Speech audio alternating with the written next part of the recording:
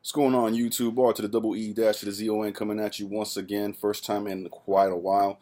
My apologies for that, man. There's been a lot of stuff going on, man. There's a lot of stuff I want to get into in the video game world and even the film world. But before we get into that, some of y'all might already know because some of you subscribers of mine, we become friends on Facebook or social media. So you guys might have seen. But for those who don't, I'm officially engaged. So that's awesome. It was my girl's birthday about 2 weeks ago, and we surprised her. Me and the kids and her daughter all got together. We all went bowling with the whole family, and it was just a beautiful thing, man. She said yes, so I guess I did it right. So anyways, now we get into the nitty-gritty of this video, and it's just everything that's been going on in video games. The last time you guys heard from me was Mario Odyssey launch day, midnight on the way home. Quick couple second video that I did showing off the game, the fact that I got it, and I was going to go home and play it. My. Phenomenal game. Masterpiece. Definitely deserved to be, as it was, in the running for Game of the Year alongside with Breath of the Wild and the other nominees. And that's something else we're going to talk about is the Video Game Awards, the loot box fiasco and all that with EA, and just everything in the industry, man. And also, last night I did see Star Wars Episode 8, The Last Jedi, with my company I work for, a Christmas party as we do every year. Rented out Cine Bistro and Dolphin Mall, had drinks, dinner, and a free movie. And it was Star Wars. And me as a fan, that was great. So let's get into it, man. Mario Odyssey, of course, it's a 10 out of 10. There is no excuse for anybody to say it's anything lower than a 10. Like, if you give it a 9.75, blasphemy. Okay? Like, just straight up, it's 10. It's perfect. The game is amazing, just like Breath of the Wild was. I'm about 420 moons in, I think, and I know there's 999 or 1,000 or something like that. My little sister got herself a Switch, the one that works at GameStop, and she's even ahead of me because she's been playing Mario Odyssey nonstop. She's like at 560 or something like that. Just an amazing game, man. So much content. The replayability, or not even replayability, the lasting appeal. The fact that you can continue playing this game after the main story's done and you're just beginning. I mean, it's so amazing. The gameplay mechanic with Cappy and all that stuff that we already know and everybody's talked about. Amazing game. I may do an actual full-on review at some time down the line, but as for now, you just need to know the game. It's amazing. From now, I want to talk about EA. Y'all know I can't stand EA.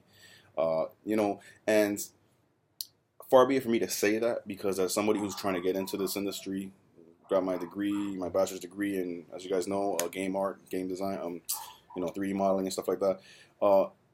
I may end up working for them. You never know. You take what you can get. But as a gamer, sitting back and watching what's been happening with EA for so long, it's just whack, man. Like they just seem to not care about the gamer. No matter how much they say they do, they don't. How do you shut down Visceral Studios and basically cancel the one-player experience Star Wars game that they had coming out that was more on the lines of Uncharted or something like that? That would have been fucking awesome. Because, everybody wants multiplayer. No, everybody does not want multiplayer. And that was evidenced at the Game Awards, on top of, from so many people here on YouTube like myself, saying we want single-player experiences. Multiplayer is fun, but we want single-player experiences. And I caved, and I did buy Battlefront 2. Why? I was going to buy it even with the loot boxes. And I just was not going to participate in the loot boxes. And then if I didn't have fun with it, then I would have just stopped playing. But I could not have a Star Wars game that looked that good and was coming out as a Star Wars fan and not buy it. So I bought it. The day before I bought it, I found out they're taking out the microtransactions because Disney got on that ass and different governments from around the world got on that ass, and EA was just getting spanked. So they took it out. It was like, even better. The game, look, for all the shit that people talk, Battlefront 2 is not a bad game. It's actually a pretty fucking good game. The single player, it's short. At least they gave us something. Last time they didn't give us a damn thing. And what they did give us was pretty fucking stellar. I loved it. People were saying, it didn't make sense how, spoiler, for those of you who may not know, you start off as I forgot her name, Ursul. She's basically a commander of Infernal Squad in the Empire. So you start off as the bad guys, but you get to see the events unfolding through their eyes, and you get to see that they're not as bad as we may think. They're just the other side of the coin. And then halfway through the story, she just flips. She changes sides. People are like, it didn't make sense how she could hate the rebellion for killing her family, her friends, and all this, and then all of a sudden switch. It made perfect sense, because she got to see firsthand what the Empire was going to do to a planet that was an Empire planet, that was, a planet that supported the Empire, When she saw what they were gonna do to them, she was like, "This is what we've been doing all along. No, I can't be a part of this." Made perfect sense. I don't know what people were getting their panties in a bunch for, but whatever. The multiplayer is super fun, super fun. Whether you're doing the galactic, the starfighter battles, that's fucking awesome. I don't like the control scheme. I don't like how they switched it. I heard a lot of other people complain about this, how they switched the control scheme, just like in the first Battlefront that EA made, where it's like the left stick controls your spinning, and the right stick controls your actual movement. You had to combine those two to make. I don't like that. You should just take it back to the Rogue Squadron or the original Battlefront control schemes, and we'll be good. But aside from that, the graphics are amazing. The gameplay is fun. Heroes versus villains. I love that mode. You get 4 dark side, 4 light side, and at the beginning of the match, you just see like Kylo Ren and Vader and the Emperor and whatever, and Boba Fett show up and they ignite their lightsabers, and then you see Luke and Yoda and all of them, and then you just go in a free for all. Super fun. It does take a while to progress and unlock certain things. Like I'm unlocking, loot crates. I'm not buying them. I'm getting the daily checking one, and then when I get enough credits through playing, I buy some. I don't like that whole system. Even without the loot crates, having to do microtransactions, I don't like it. Just take it back to what it's supposed to be. You progress and you unlock stuff as you go, and it doesn't take forever. That's how it should be, But the game itself is good. It's just how did they fuck this up? They fucked this up because they're greedy.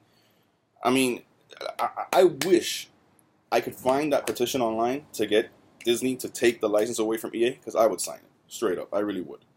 We need a better developer making Star Wars games. And as far as the developer goes, DICE is amazing.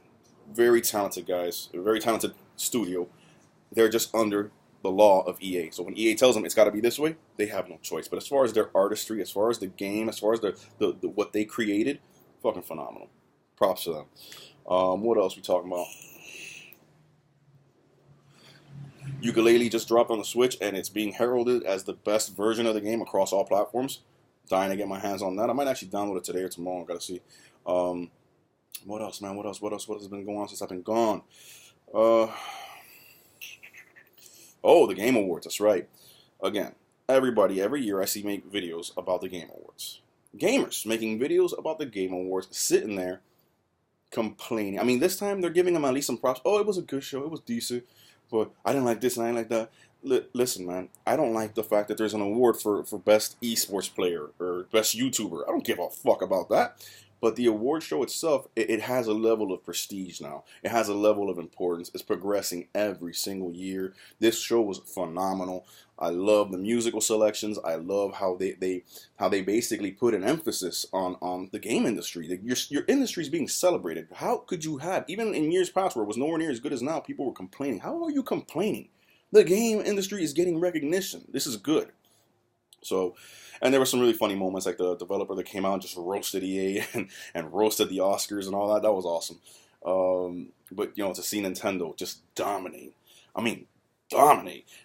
Best strategy game, Mario Rabbids Kingdom Battle. Best family game, Super Mario Odyssey. Best game direction, game of the year, and some other award. I forgot what it was. 3 different awards. The Legend of Zelda Breath of the Wild. I think it was Best Action Adventure Game. Man, they just dominated. And one thing I couldn't believe is the Horizon Zero Dawn was shut out. Everybody's talking about that. I haven't played the game yet myself, but from everything I've seen, that game looks phenomenal. It deserved to win something. It just didn't deserve to win, not Game of the Year, not over Zelda. But, yeah, it was great, man, to see Zelda win Game of the Year, and the announcement of Bayonetta 1, 2, and exclusive Bayonetta 3 for the Switch. Everybody's salty and crying like they were when Bayonetta 2 was exclusive to the Wii U. Y'all need to get over it, man. Bayonetta's a Nintendo franchise. Trágatelo. Deal with it. So I'm happy about that, man. So I thought it was a great show. I had a blast watching it. In the DLC for Zelda. I knew they were going to do that. I was like, they're going to win Game of the Year, and they're going to show the DLC and be like, available now. And they did. And I was just like, so, man, I mean, it's just nothing but good for Nintendo right now. Reaching 10 million plus systems worldwide in less than 9 months. It's going to beat the Wii. I'm telling you that right now, it's going to beat the Wii. And as far as people, next year, what are they going to have? They're going to have a shitload of stuff. They're already showing you some stuff that they got. It looks amazing. And I am not one of these YouTubers or Nintendo fans that have the notion that Pokemon, and especially Metroid Prime 4, are going to be 2019 titles. No, I think we've seen enough evidence from this new Nintendo to know that they're going to bust us in our face with both those games next year. I can see Metroid Prime and Pokemon being in that later slot of the year, especially Pokemon for the holidays. Metroid Prime 4 is coming next year. That's what I feel. Call of Duty is going to be making an appearance on the Wii, on the Switch. Grand Theft Auto 5 is going to get revealed for the Switch. I mean, they're just grabbing games right now. Just grabbing games. PlayStation can't stop them. Microsoft can't stop them. Nobody can stop them. You know, it is what it is. Okay, aside from that, let's talk film real quick. I just saw Star Wars Episode 8, The Last Jedi, last night for free because it was, like I said, my Christmas party with my company Origin PC. Let me just say, man, that it's very hard for me as a Star Wars fan to say that a Star Wars movie is bad. I think Disney really fucked this one up. I think they really fucked it up. And it's like it's an alarming trend I'm seeing because it's like EA is fucking up the Star Wars games, and now Disney is starting to fuck up the Star Wars movies. Because this movie, it had its great moments, moments where we all cheered and we all, screamed and oh my god, and I'm not gonna give any spoilers here, but those were just moments. As far as the actual movie, the lightsaber combat, the way the plot unfolded, where it ended up at, I'm just like, I'm not a fan. I did not like it at all, man. I loved The Force Awakens, but as we know, The Force Awakens was basically a new version of A New Hope. Same plot line, same thing, which is cool. From there, I wanted to see them jump off into a different direction and elevate the story, and they just failed to do that. Like I said, moments, surprises, yay, awesome. As a Star Wars movie, I didn't like it. I didn't like it at all, and that's sad. And the lightsaber combat, people hated the prequels. I love the prequels, but fans hate the prequels. The prequels still got the best fucking lightsaber combat in the entire Star Wars saga. Okay, Episode 1, 2, and 3 had the best lightsaber duels and epic lightsaber duels and just the flow of combat and all that. How badass the Sith looked and the Jedi looked. You would think now, all this time later, 2017, the technology we have, that the choreography and the flow of the duels and all that would be fucking amazing, and it isn't. It's so underwhelming. It's not even funny. So yeah, that's my thoughts on that, man. It sucks, man. I was really psyched. Just did not turn out good, man. And I can't wait to talk to my uncle, who's like the biggest Star Wars fan in the world, who got me into Star Wars when I was a little boy. Because I'm gonna hate to break the news, because I know he hasn't seen it yet. I'm gonna hate to break the news to him that it flat out sucks, man. It really does. So that's that, man. I hope you guys have enjoyed this video, man. Man, I'm loving the Switch, man. The funny thing is, I prefer to play the Switch docked on the television as a console. But like so many people have made the points, like OJ from Player Essence and so many others have made this point, and it's true. And I never saw it going into the Switch, but now that I own it, and I've owned it for the whole time it's been out, I play that thing 90% of the time handheld. And I'm loving the fact that I can do that. I was just playing NBA 2K18 right there inside. I'm here at my mom's house. My dock is back at my grandmother's house. I was here playing handheld. Boom, boom, boom. At work, I'm playing Legend of Zelda. Splatoon. I mean, it's just amazing that I can have these console experiences in the palm of my hand wherever the hell I want. And when I get home, if I want to, plop it in the dock, and you're on the screen, and on your TV screen. The Switch is amazing, and I know Nintendo for sure ain't going back. Once they make a new system after the Switch, it's gonna still have that hybrid nature. That is now a standard going forward. I wouldn't be surprised to see Sony and Microsoft be forced to jump into that also.